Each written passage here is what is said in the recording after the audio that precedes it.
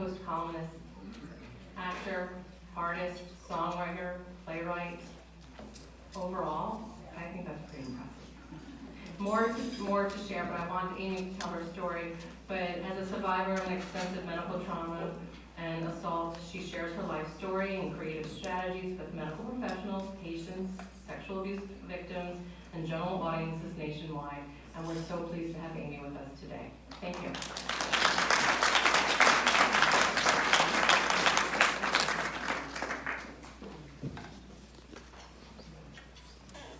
Hello. This is good. Nice placement.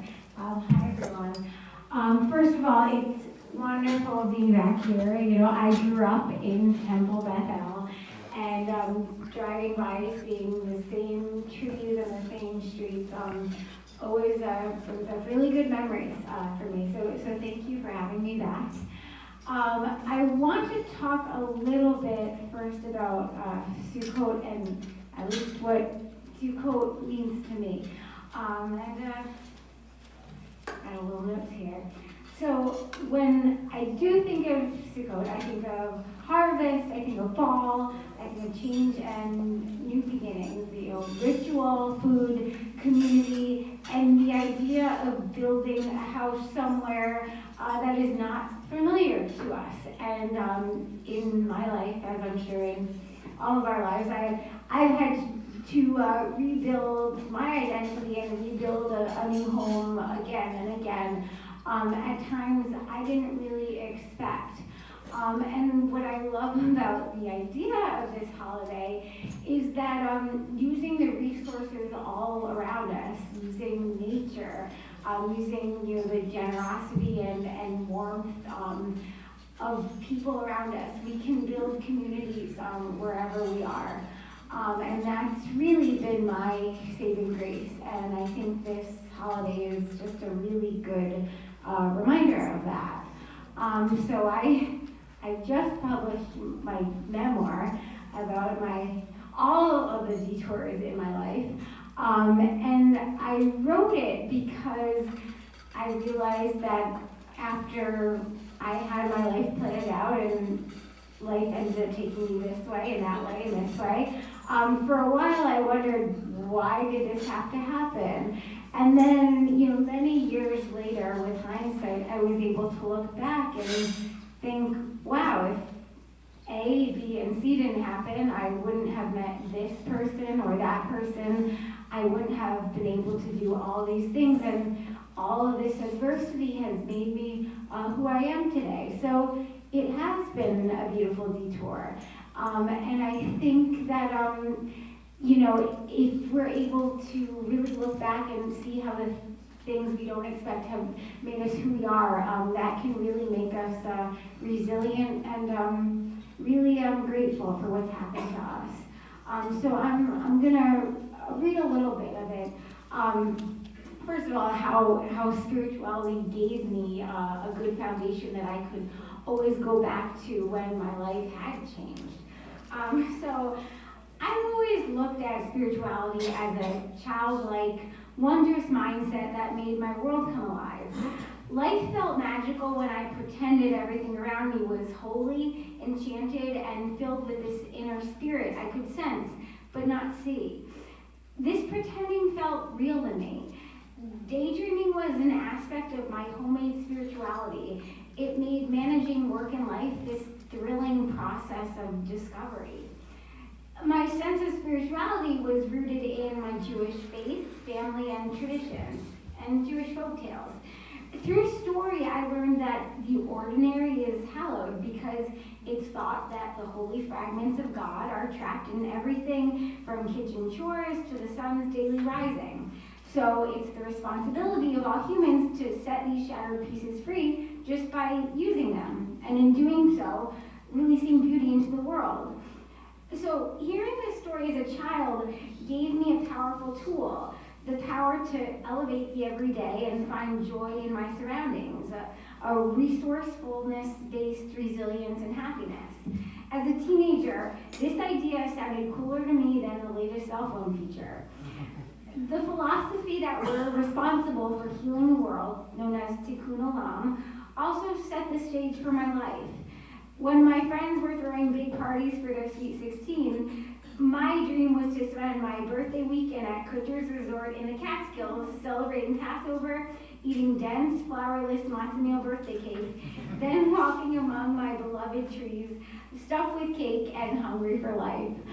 So that was really my world growing up. For me, spirituality was what set my foundation and what made my world come alive. And that really came in handy for me, when my life took a different path. So, at age 18, on our Passover Seder, I had really bad stomach pain.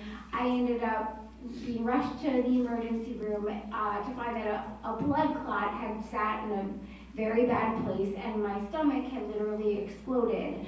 And I woke up from a coma months later, and a lot of miraculous work of surgeons and doctors who really saved my life. So when I woke up from a coma months later, I was eventually told that I didn't have a stomach anymore, and I couldn't eat or drink, and they didn't know if that would ever be a possibility again. So, talk about waking up in the twilight zone when I had expected, in a few months I was going to start my college freshman year. So this was a very new foundation to start building from the ground up. I didn't realize that when you're in a coma for a month, your body turns to jello and suddenly you can't stand and you can't talk, and I didn't know what had happened to me as a vital 18-year-old. So it turned into many years of uncertainty. I was discharged from the hospital because I wasn't in danger of dying anymore, but I just had an abdominal cavity, so I couldn't really eat or drink anything. So here I was, feeling okay, but having to be a human in the living, breathing world with people with water bottles and meals and normal life, trying to figure out how to make it through the unnumbered months and years of trying to get a digestive system back. So adding everything up, it turned into about 6 years unable to eat or drink until we could find a surgeon that was creative enough to figure out how to create a makeshift digestive system with whatever intestine I had left. So long story, pretty short, it turned into 27 surgeries and a lot of ups and downs. So hearing all that in a nutshell, a lot of people ask, how did you make it through? And it was complicated, but looking back with hindsight, I was able to see, wow, when I was pushed to discover the resources I had, I discovered it really came down to 4 basic skills that we all have, and sometimes we just need to be put in those circumstances to discover them. So I narrowed them down to 4 words that you can probably find on inspirational, Hallmark cards or posters you see in home goods. But for me, they were really survival strategies that kept me alive. They are hope, creativity, stories, and gratitude. Now, before those seem just like, the nice healing word of the day, I was able to really utilize these and break these down. So I wanted to share a bit with you because I feel like we can all use them in some capacity. So the first one, hope. What I learned is hope is not just this inspirational beam of light that comes to you on a mountaintop if you just hope enough that it will get there. Hope is something you have to actively create. And it's the fuel that can propel us on these detours that take our life where we don't expect. Where I learned that first is actually when I got out of the hospital and I had no timeline when I would eat or drink again. I just made countdowns on my wall that said, 10 days till I can eat again, 9, 8, 7, and when it got to 0, I just started it over again. And I did that for years. And for me, it was like an athlete kind of trying to visualize the finish line, and I needed that. When you read a book, when you read a fantasy story, you would call it, willing suspension or disbelief. Hope is sometimes a lie that we have to create for ourselves to visualize us getting there. And we can use that at any time. So for me, that was something I had to keep reactivating again and again. My next one is creativity. Now, before you think, I'm not an artist, I'm not creative, what I learned is creativity is really an energy. It's a mindset. It's an ability to see things in a different way, especially when we thought we had things very planned out. And it's also a way to express what's too overwhelming for words. Sometimes we feel like there's something eating away at us that we need to get out somehow, but we might not have the words. And so that really can stall us from ever reaching out for help or even trying to articulate what's going on. So sometimes maybe words aren't the best. And for me, I discovered this again on another detour. I discovered visual art completely by accident. I was always growing up as a musical theater ham, and I thought that was all I wanted to do. And the art came as a really happy accident and beautiful detour at a time that I really needed it.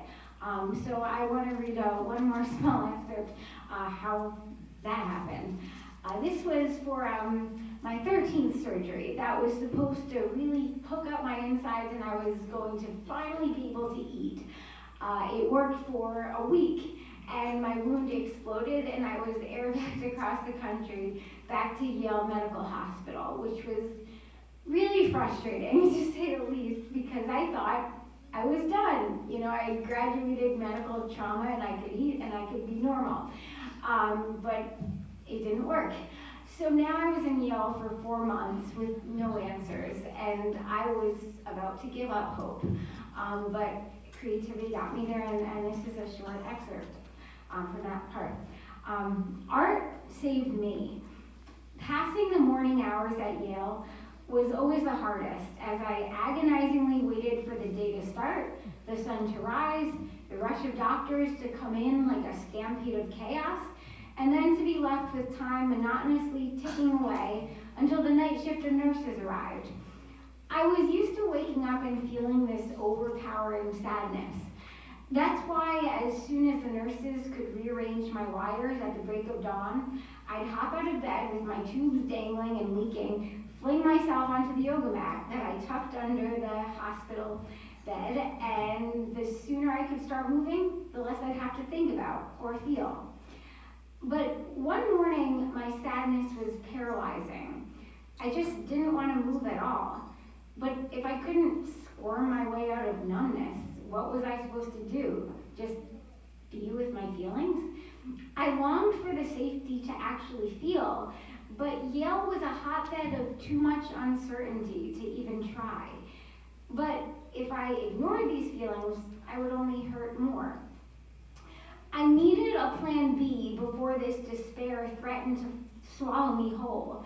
Some strategy to cope with emotions that were too big to run from. I remember the exact moment that I painted for the first time. My mom had brought in some cheap art supplies, canvases, a few brushes, and a set of kid craft acrylics with lids to screw off, along with various gadgets, games, and anything else you could find in the lobby gift shop to help us pass the time. For a while, the canvases and paints just sat there, crowded in a corner with the rest of the cluttered distractions. But that morning, a solemn feeling of stillness washed over me like a pale tint of blue paint. For the first time, even my racing, anxious heartbeat could not drown out my despair. I needed something to hold on to, so I went for the paintbrush, still wrapped in plastic in the dark of the morning. I thought to myself, I don't know what I'm doing, but I'm feeling something really strongly, and I can't run from it right now. I'm just gonna hold on to this paintbrush, and whatever this feeling is, I'm just gonna put it into this. I remember holding that paintbrush so strongly that my IV wires were trembling as I pressed down hard on that canvas to drag one smooth, wavy line. I don't remember letting go as the brush dipped from brown to red to blue. What I created was Singing Tree. Nurses who had written me off as the restless, manic patient now saw that I had a heart. A quick glance at my medical history should have been enough, but as I made art, they found compassion for the pain I was going through, and they really liked my paintings. Suddenly, creating art became a way to express emotions that were too overwhelming for words. I found my voice again, the Amy I could recognize, who no medical intervention could surgically remove. I used everything in my art, even toilet paper from the hospital bathroom. I painted my trees that I missed. I crafted my inside and outside worlds, bursting with joy and pain, tears and hearts, lightning bolts and flowers. Each morning before the medical team came in for rounds, I would take out a plastic palette tray and stare at yet another blank canvas, like the answers the doctors were coming up with. I would dip a small paintbrush into that kid's set of paints and paint a brown wavy line, always a call out to my trees to ground me. As the lines thickened, so did their trunks and my sense of confidence. I could know where to go from here, even if the doctors couldn't. When I was done, I would put each canvas outside my hospital room. Soon the unit began to catch on. Nurses started walking their patients by my room to see what I had created each day. And having an impact on others through my improvised brushstrokes filled me with unanticipated satisfaction, a meaning. Art was sustaining my aliveness. My life had changed, but myself was still vital as ever in whatever colors I dipped my brush in. And that painting, Singing Tree, is actually, I'm selling posters of the back, but it's also on the cover of my book because for me that always reminded me, it was the first painting I ever made, and I painted it at such a really terrible, uncertain time. But looking back years later, only the art remains, and I just see a happy tree. And for me, I realized that's why we all need art, because it's a way that we can express whatever we're feeling, be with it, have that creative distance, and come away years later and just feel, oh, I remember when I was going through that, but now it's just art, and whatever that creativity means for us. So that's why creativity was a really vital survival strategy for me. And the third, I call it my hardcore skill to resilience, is stories. The power of stories. And I mentioned one story that always inspired me as a kid and still inspires me. The story that there are divine sparks, trapped in everything. And simply by being grateful for it and using it, we set that free, and that's our responsibility in being a human on this earth.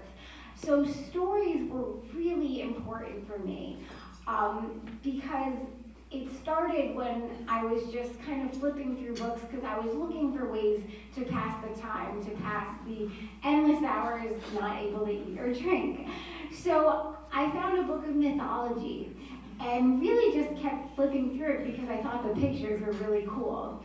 But as I was looking through, I started seeing these stories that seemed to repeat themselves. I saw from all periods of time, from all across the world, some person was kind of spit out of their society.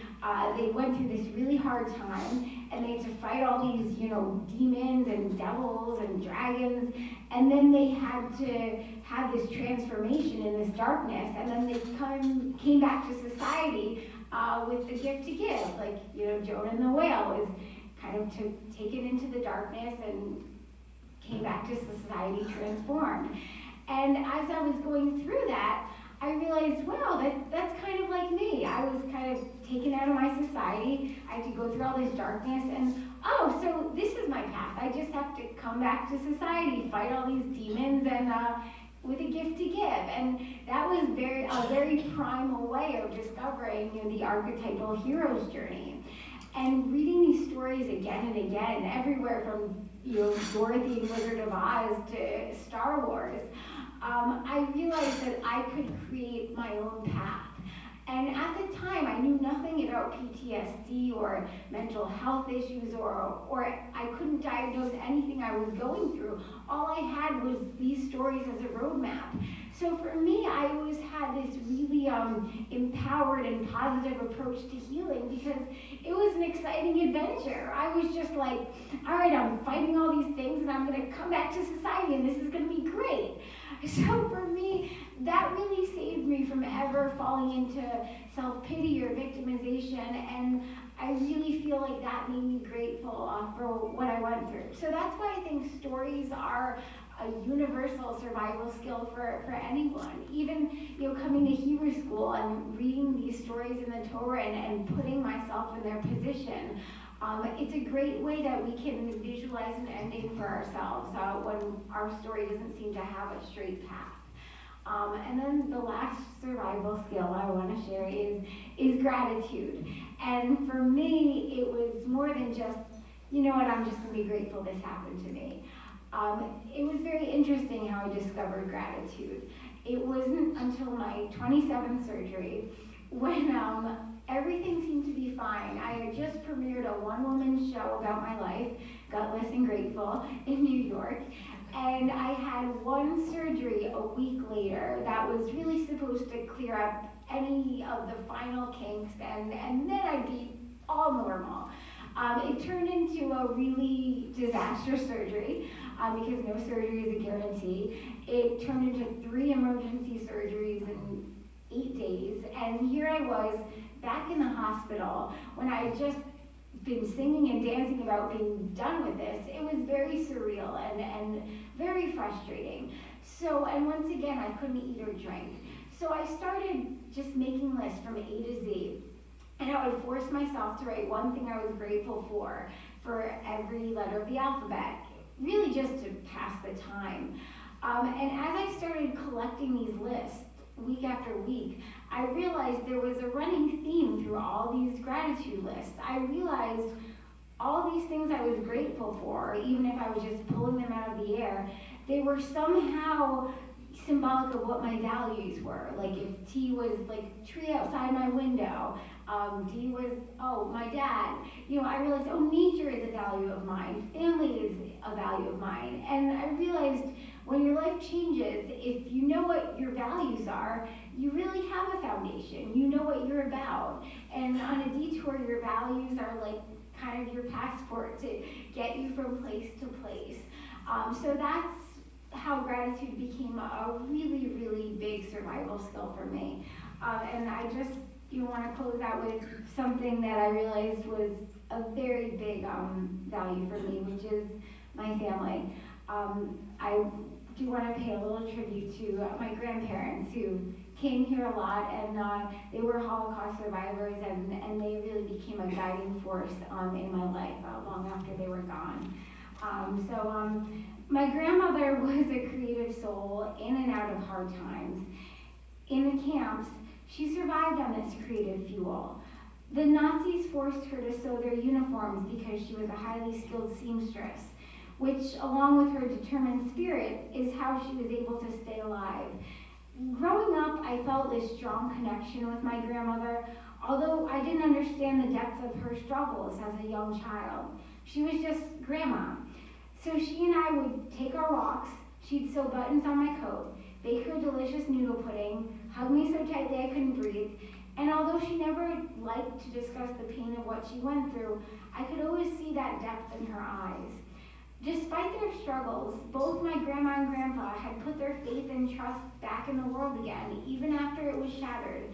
I believe their combination of hope and resilience is what drove them to make me the spiritual mascots of my life. And that's true. I want to end this by saying the wonderful thing about hope, about gratitude, about creativity, is that we can create symbols, and those can guide us wherever we need to go. And Sukkot, like many of the Jewish holidays, it's really all about symbols. We have the four species, we have the lula, we have the etrog, we have the myrtle and the willow tree, all to show us, something that means something to us. And so for me, I look, at the symbols all around that we can find, whether it's, a tree standing outside my window, or the dew, or a crack in the sidewalk, and I say, how can that lead me on my journey today? That's what got me through the uncertainty, and that's what continues to get me through. So I hope we can all use these in whatever detours we have. That's all I really have, but one more thing.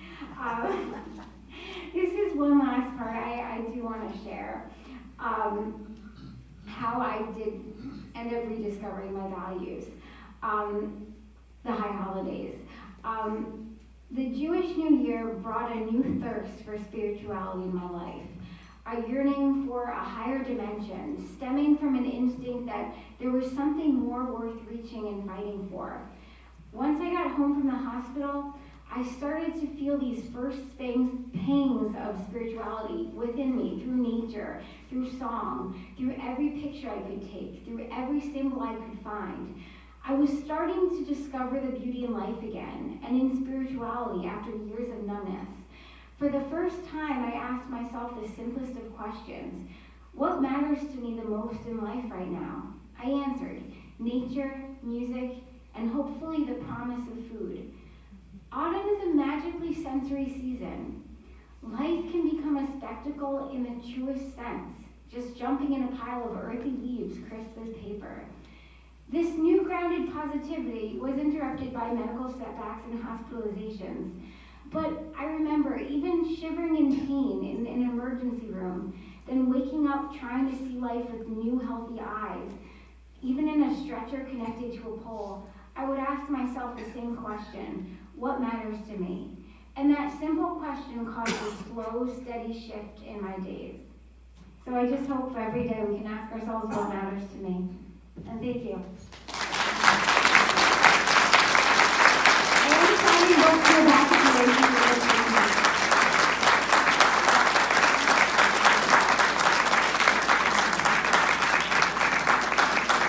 Thank you so much, Amy. Such a beautiful story, and thank you for sharing it with us.